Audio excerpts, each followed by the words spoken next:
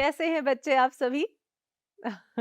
आपकी मुस्कुराहट बता रही है कि आप बहुत अच्छे हैं और अपना अच्छे से ध्यान भी रख रहे हैं। तो चलिए, आज फिर मैं आपके लिए कुछ बहुत ही मजेदार गतिविधियां लेकर आई हूं, जिसमें आपको मेरे सिर्फ एक ही सवाल का जवाब देना है। और मेरा सवाल है, कितने? लेकिन उसके लिए आपको याद है, हमने चीजों को समूह में जोड़ा था और उससे हमने पहाड़े भी बनाए थे। आज भी हम कुछ ऐसा ही करने वाले हैं। तो चलिए शुरू करते हैं। तो क्या आपको स्क्रीन पर मेरे दो दोस्त राम और गोपाल नजर आ रहे हैं? उन दोनों के पास बहुत सारे गुलदस्ते। जी हाँ। अब जरा हम देखें कि राम के पास कितने गुलदस्ते हैं। यहाँ हैं 4 गुलदस्ते।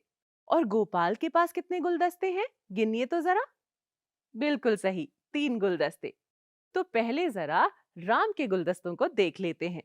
यहाँ हमारे पास हैं 4 गुलदस्ते और हर गुलदस्ते में हैं कितने फूल? गिनिए। जी हाँ, 3। यानी 3 फूलों के 4 गुलदस्ते हैं। आइए कुछ अन्य उदाहरणों द्वारा इसे देखें। हम्म, अगले वाले को तो देखकर मेरे मुंह में पानी आ गया। जरा देखिए तो कि कितने समूह हैं यहाँ गुलाब जामुनों के। पहले वाली तस्वीर में 5 गुलाब जामुनों के 4-4 समूह हैं और दूसरी में 4 के 5 समूह हैं। चलिए पहले पहली वाली के बारे में बात कर लेते हैं। 5 गुलाब जामुनों के 4 समूह, यानी कितनी बार 5 होते हैं? कितने? 4 गुणा 5 हुए कितने? जरा रिक्त स्थान भरिए कि यहाँ कितने गुलाब जामुन हैं। चलिए अब जरा हम दूसरी तस्वीर को देखते हैं, जहां हमारे पास 4 के 5 समूह हैं। भरिए जरा रिक्त स्थान कि कितनी बार 4 होते हैं कितने? यानी 5 गुणा 4 बराबर, यहाँ पर हमारे पास कितने गुलाब जामुन हैं? बताइए बताइए। मैं आपके लिए लेकर आई हूं अगला प्रश्न। जी हाँ, यहाँ पर हमारे पास है फूल और बहुत सारे फूल। पहले की तरह ही हमारे पास 2 तस्वीरें हैं। पहली तस्वीर में 4 के 6 समूह हैं और दूसरी तस्वीर में 6 के 4 समूह हैं। आइए जरा देखते हैं कि पहली तस्वीर में कितने कुल फूल हैं। और मुझे ये भी बता दीजिए कि कितनी बार 4 आ रहा है और 6 गुना 4 कितना होता है? तो यहाँ कुल फूल कितने हुए? अब अगली तस्वीर की बारी है। यहाँ पर 6 के 4 समूह हैं। 4 को 6 बार कितने होते हैं? 4 गुणा 6 होते हैं कितने? तो यहाँ पर हमारे पास कुल फूलों की संख्या क्या हुई?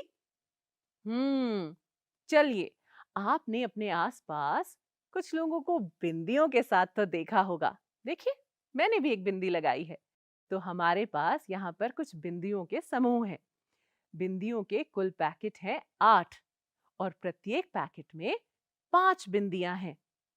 अब जरा इन रिक्त स्थानों को भरकर मुझे बताइए, पैकेटों की संख्या कितनी है? प्रत्येक पैकेट में बिंदियों की संख्या क्या है?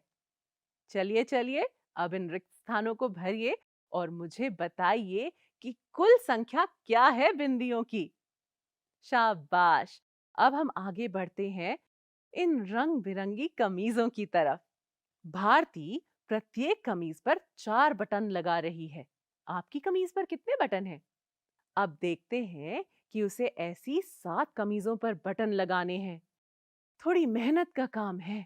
चलिए, बटन तो भारती लगा ही लेगी, लेकिन आप मुझे बताइए कि कमीजों की कुल संख्या कितनी है और प्रत्येक कमीज पर लगने वाले बटनों की संख्या कितनी है?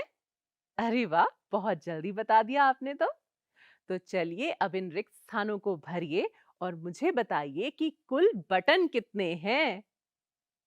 शाबाश, बहुत अच्छे। जरा अपने लिए तालियां बजा दीजिए, क्योंकि आप तो बहुत ही तेजी से ये काम कर रहे हैं। तो ये रहा एक प्रश्न आपके लिए। रीता ने 6 पेंसिल खरीदी। प्रत्येक पेंसिल की कीमत 4 रुपए है। तो वो दुकानदार को कुल कितने रुपए देगी? ऐसा आपके साथ भी होता होगा जब आप दुकानदार को कुछ पैसे देते हैं या रुपए देते हैं, तब आपको थोड़ी परेशानी होती होगी। लेकिन इस तरह से समूह बना के आप बहुत आसानी से उसकी गिनती कर सकते हैं। चलिए, अब बताइए पेंसिलों की संख्या कितनी है और एक पेंसिल की कीमत कितनी है हमारे पास? बिल्कुल सही।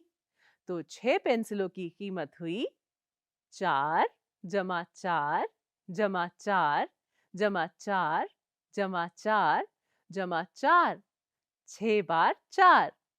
बताइए ये किसके बराबर होता है? और मुझे बताइए कि रीता दुकानदार को कुल कितने रुपए देगी? शाबाश! अगर आपको वो करके अच्छा लगा, तो आइए एक और प्रश्न करते हैं। अब क्या आपको याद है हमने पहाड़ों के साथ कुछ गतिविधि की थी और आपने बनाए थे पहाड़े? 2 के, 3 के, 5 के और 10 के? आज भी हम पहाड़ों के साथ कुछ करने वाले हैं। मेरे साथ यहाँ मेरा दोस्त है रुद्र। देखते हैं कि वो क्या कर रहा है। रुद्र संख्या 2 की तालिका का उपयोग करके 4 की गुणन तालिका बना रहा है। आइए देखते हैं कैसे। रुद्र ने 2 का पहाड़ा एक बार लिखा है और उसने 2 का पहाड़ा उसी के नीचे दूसरी बार भी लिखा है। और इससे क्या बात है, इससे तो रुद्र को मिल गया है 4 का पहाड़ा। ये तो बहुत ही रोचक है। चलिए जरा देखते हैं कि उसने कैसे किया।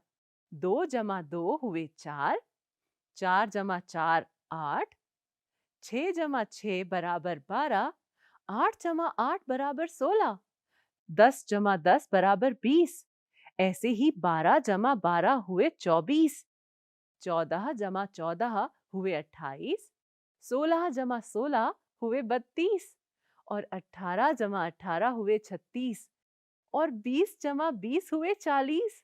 ये तो कमाल हो गया।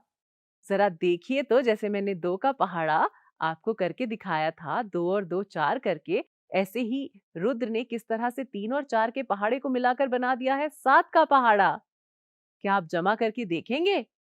चलिए 2 मैं आपको आपके साथ करके दिखाती हूँ।